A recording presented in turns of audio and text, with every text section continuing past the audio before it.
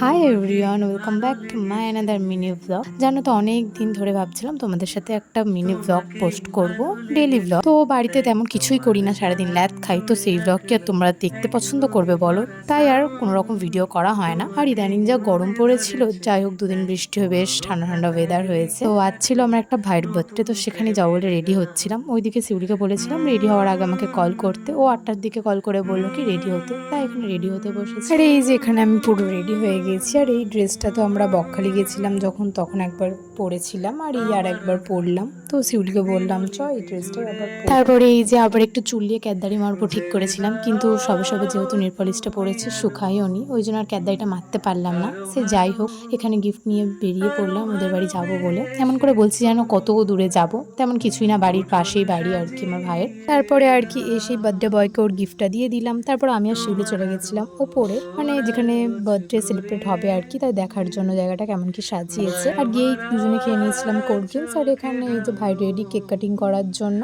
তারপরে এখানে শিউলি ক্যান্ডেলটা জ্বালিয়ে দিচ্ছিল, কিন্তু ওই আগুনে ঝলকানিতে না একটু ভয় পেয়ে গেছিল প্রথমে। তারপরে এই যে এখানে কেক কাটিং করা হয়ে গেছে। আর ওই যে পার্টি পপারটা আনা হয়েছিল, ওটা তো শিউলি ফাটানোর চেষ্টা করেছিল, বাট ফাটাতে পারলো না। যাই হোক, তারপরে এই নিনজার টেকনিকটা ব্যবহার করা হলো।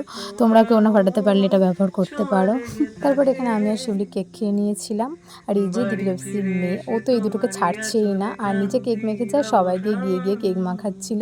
তারপরে আরও বেশ কিছুক্ষণ ওখানে সময় কাটিয়েছি, বেশ আনন্দ করেছি। তারপরে আর কি বেশি রাত হয়ে যাচ্ছিল, ওদিকে বাবা ফোন করছিল বাড়ি যাওয়ার জন্য, ওই জন্য খেতে বসে গেছিলাম।